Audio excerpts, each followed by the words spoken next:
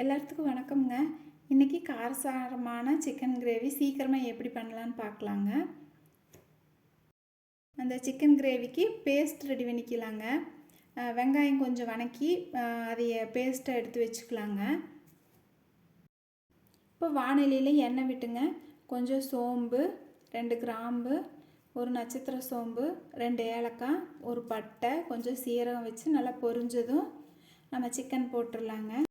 இது கூடவே இஞ்சி பூண்டு பேஸ்ட் 1 ஸ்பூன் போட்டுக்கலாங்க. போட்டு நல்லா அது கொஞ்சம் வதங்க விடலாங்க. கொஞ்சம் நல்லா தண்ணி பிரிஞ்சு வரும், அந்த அளவுக்கு வதக்கிலாங்க. சிக்கன் கொஞ்சம் வணங்கட்டுங்க.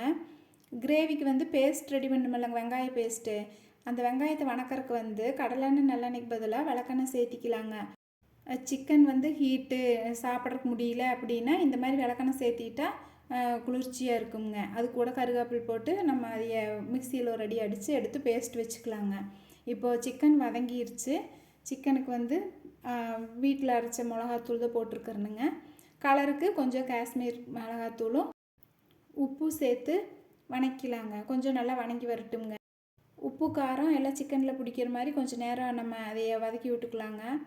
வணங்கின பின்னாடி இது கூட கொஞ்சம் ஒரு 2 ஸ்பூன் தயிர் சேர்த்தி நல்லா கலக்கிக்கலாங்க. சிக்கனில் விட்ட தண்ணியே வந்து சரியாக இருக்குங்க. தயிரும் சேர்த்திருக்குறோம். இதெல்லாமே நல்லா சிக்கனில் பிடிக்கிற மாதிரி நல்லா நம்ம பரட்டி விட்டுக்கலாங்க. கொஞ்சம் நேரம் நல்லா வதங்குச்சுன்னா எல்லாம் அதில் சிக்கனில் பிடிச்சி நல்லா கிரேவி மாதிரி வந்துடும். இப்போது சிக்கன் கிரேவி ரெடி ஆயிடுச்சுங்க. வீட்டில் ஒரு 2 பேர் தான் இருக்கிறோன்னா இதுவே சரியாக இருக்கும். நம்ம சாப்பாட்டில் போட்டு சாப்பிட்றக்கோ இல்லை தோசை, இட்லி, சப்பாத்தி, பூரி எதுக்குன்னாலும் இது 2 பேர்த்துக்குன்னா ஓகே, சரியாக இருக்கும். ஆள் நம்ம அதிகமாக இருக்கிறோம், வீட்டில் சம்பளம் இருக்குது அப்படிங்கும்போது பத்தாதுங்க. அதனால தான் நான் வெங்காய பேஸ்ட்டு நம்ம ரெடி பண்ணோம். வெங்காய பேஸ்ட்டு போட்டு இப்படி நம்ம இந்த மாதிரி குழம்பு மாதிரி கொஞ்சம் வைக்கும்போது கிரேவி கொஞ்சம் சேர்ந்து கிடைக்குங்க. நிறைய பேர் சாப்பிட்லாம். இது 2-3 கொதி வரட்டுங்க. இது வந்து நம்ம கிரேவி மாதிரி நல்லா கொஞ்சம் திக்காக வேணுங்கிறதுனால நான் ஒரு தக்காளி, நல்லா பெரிய தக்காளி அடித்து அந்த பேஸ்ட்டை உள்ளே ஊற்றிக்கலாங்க. ஊற்றினோம்னா இன்னும் கொஞ்சம் நல்லா கிரேவி நல்லா திக்காக வந்துடும். இப்போது இது 2-3 கொதி வரட்டுங்க. வெங்காயம், தக்காளி இதெல்லாமே வந்து நம்ம அறுத்து தாளிக்கும்போது போட்டு தாளிக்கிறத விட இந்த மாதிரி செஞ்சோம்னா டேஸ்ட்டு நல்லா இருக்குங்க. கிரேவி கொஞ்சம் அதிகமாக கிடைக்குங்க.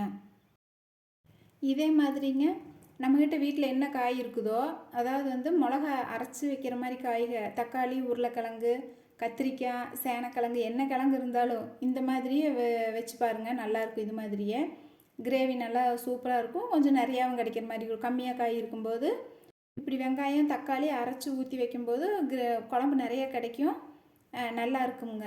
சிக்கன் கிரேவி காரசாரமாக ரெடி ஆயாச்சுங்க. இப்போது கொத்தமல்லி தழை, கருவேப்பிலை தழை போட்டு இறக்கிலாங்க. ட்ரை பண்ணி பாருங்கள். இன்னொரு விளாகில் பார்க்கலாங்க.